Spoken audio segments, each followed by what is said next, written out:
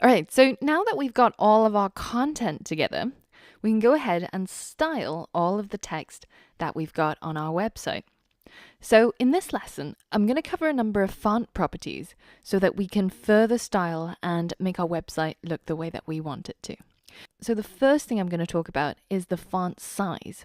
And to begin with, I want my H1 to be a lot bigger than my H2s and my H3s so that it really stands out as the title of this front page. So let's head over to Atom and implement that change. So inside my H1, I'm going to tap into the font size property and I'm going to set the font size to 90 pixels. So this is the equivalent of selecting 90 in the drop-down menu when you're selecting a font size. And now if I hit refresh, then my title is going to get a lot bigger and it's going to fill most of that top page. Now at this point, make sure that you're not zoomed in or zoomed out and that your browser is at 100% zoom. And you can check this by just going to zoom in or zoom out, and you can see whether if you're on 100% or 110%. So we want it to be 100% so we can see what everybody else should see by default. Now, currently, our font size is set to be 90 pixels. So on certain browsers, if the user goes into preferences and they change their default font size for their web page, for example, if they need super large text in order to see, then you'll notice that font size does not change, even though the rest of the text does. And this is because this is not a dynamic size. So in order to make it dynamic, there's two options. So let's head back over here and just go back to the medium size. And if we go into Atom, then instead of using pixels, instead we can use something like a percentage. So 100%. So 100% in terms of font size is actually a 16 pixel size. And so that means if we want 90 pixels, so that means 90 divided by 16, and that would be equal to 562.5, then we would need 562.5% in order to get the equivalent of 90 pixels.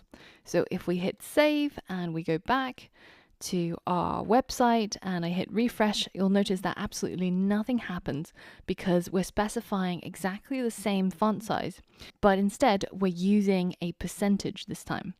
So that means that if we go into, say, preferences and we change our font size to very small or very large, then that font size will scale with it. Now, the other way of specifying a dynamic font size is by using a unit called the EM. For example, if we head back onto our favorite website, techcrunch.com, and we highlight this title here and we inspect it, then if you select this H2 here, you'll see that it's got the class called live title and its font size is specified as 2EM rather than however many pixels they want it to be. Now, we've seen EM before inside our HTML, and we used it as a tag in order to emphasize a particular section of text. And that stylistically means that it'll make something italicized. Now, in this case, this is actually a completely different EM. And the EM in this case is actually the phonetic pronunciation of the letter M. And the reason is because in typesetting in the olden days, the EM, or the M rather, is the width of the capital letter M. And so that means that when you say 1 EM, then you want the font size to be 1 times the width, the capital letter M.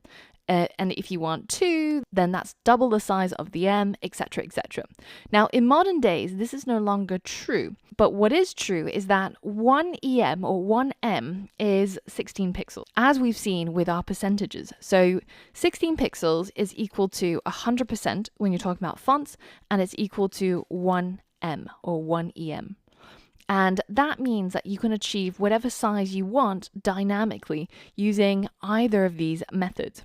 So for example, as we calculated before, 90 pixels is equal to 5.625 EM. And so that means that if we replace our font size with that number, and we hit save, and we go back to our site and we hit refresh, then you'll see again the font size does not change because they are all the same. It's just using different ways of specifying the same size.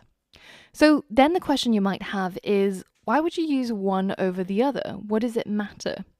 And if you look on different websites, for example, take uber.com, and if we inspect on their title here, then you'll notice that their font size is specified in pixels, whereas on TechCrunch it's specified in EMs.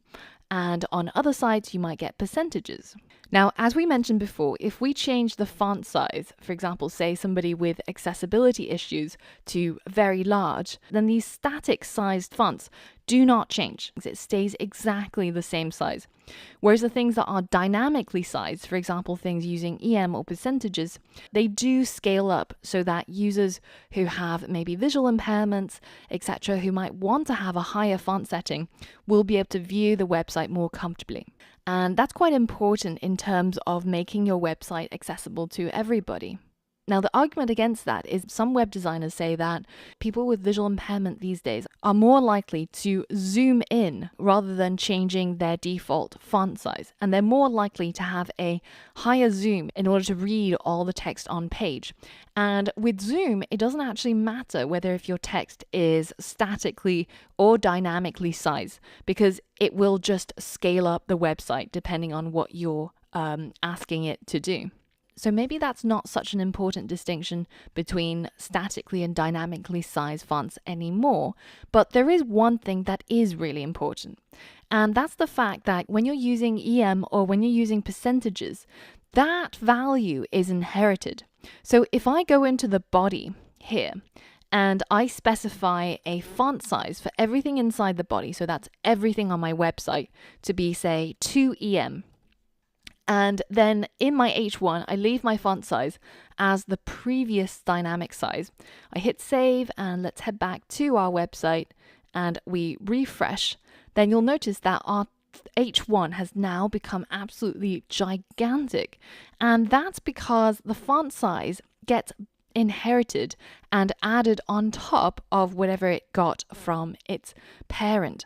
So the parent of the H1 is the body here because it's contained inside the body. And in the body, we said that font size should be 2EM across the entire body of the website. Now, when it gets to the H1, it's already got that 2EM applied. And then it adds that 5.625 on top of the 2EM, which is why we end up with something so gigantic.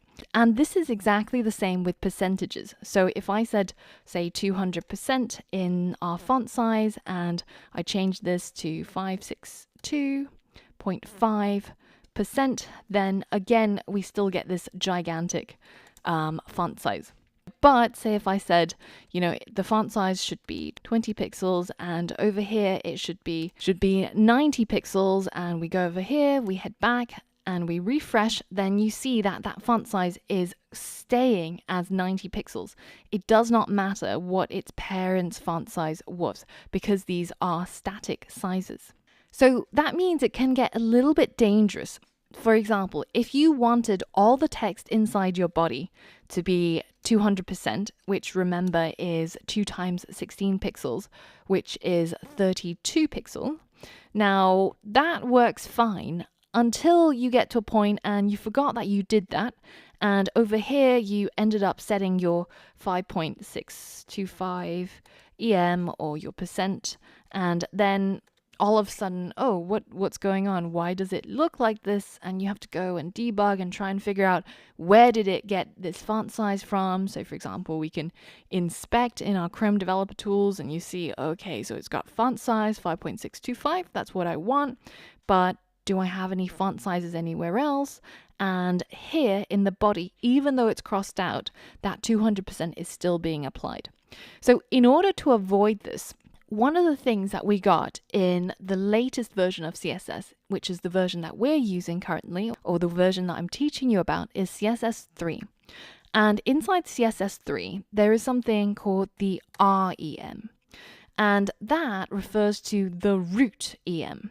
So that means ignore all of the parent settings for the font size and just set it to this relative to the root. So that means that it doesn't matter what we've done here or in its enclosing containers or parents, it will be 5.625 times 16 pixels as long as we add the R in front of the EM. So if we hit save and we head back over to our website, hit refresh, then you can see that we still get that size that we wanted, which is the 5.625 REM. So the beauty of the root EM is that it does not get affected by upstream size changes. And it means that it's easier to debug and it's less likely that something will go wrong. So when sizing text, my personal recommendation to you is to use REM instead of EM or percentages or pixels, because that is the most adaptable and also the most reliable and least error prone. So now if we head back over to our site and refresh and also change our font size in our preferences back to the medium that's recommended, then you can see that we've got the exact size that we were looking for, which is the same as the 90 pixels that we specified. But this is done using REM rather than EM or percentages. Now, here's a challenge for you. Now, at the moment, our H2, so for example, this part where it says a programmer, it looks a little bit too small. And I want you, as a challenge, to set the font size of the H2 to be equivalent to 40 pixels. But I want you to do that using REM.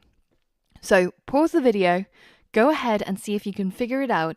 So that's pretty easy to calculate. So our target is 40 pixels for the font size, and we know that 1 EM is 16 pixels.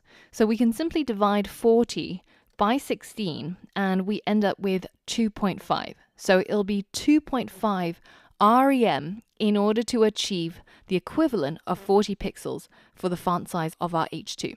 So let's go over to Atom and implement that. So inside our H2, let's go ahead and set the font size to 2.5 REM, hit save and refresh, and voila. We've now got a much larger subtitle and heading by changing the font size.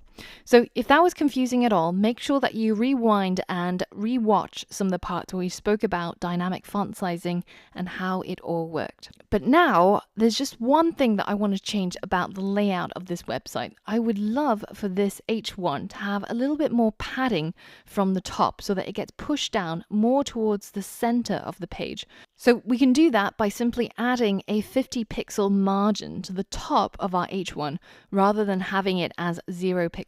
So let's go into Atom and change the margin top to 50 pixels. This is what we end up with. Now, with margin top and padding and all of those other things where we specify a size, you can also use the EM, the REM, or the percentage values. But in this case, I actually prefer to stick to using pixels because it's more precise and it's much easier to see what's going on when you inspect it in using the box model. So that's just a personal preference and it's a stylistic choice of your own. So if you want to use REM or EM or percentages, that's absolutely fine as well. And it works exactly the same way as we mentioned with the font sizing. So basically, as long as you insert a 50 pixel equivalent margin, then we should end up with something that looks a little bit like this. Now, there's one more thing that I would like to change here after we've specified our font sizes, and that's to have a little bit less space between the H1 and the H2 here, because at the moment, if I hit inspect, you can see that the H1 has a significant amount of margin before and after, and I would just like to get rid of that bottom margin. So instead of specifying the margin top, we can just specify a margin using the circle shorthand. So we start off with the top, which is going to have 50 pixel margin. Then we go to the right, which I'm going to keep as auto to keep it centered. Then we get to the bottom, which I want to be 0. And finally, we have the left, which I'm going to leave as auto as well. Now if we hit save and we head back and close down our Chrome developer tools, and now we hit refresh, you can see that we've got a little bit less space between the H1 and the H2, and it just looks a little bit more put together. Now these are all minor tweaks, and it's totally up to you if you want to implement them or not. I'm just adjusting it to my eye. Now, in the next lesson, I've got a number of challenges for you, and I want you to use the developer docs on MDN or on W3 Schools in order to figure out what these properties are and how you should set them. But you should be fully equipped in order to discover some of these other font-related properties that I want to talk about. So head over to the next lesson and complete the challenge.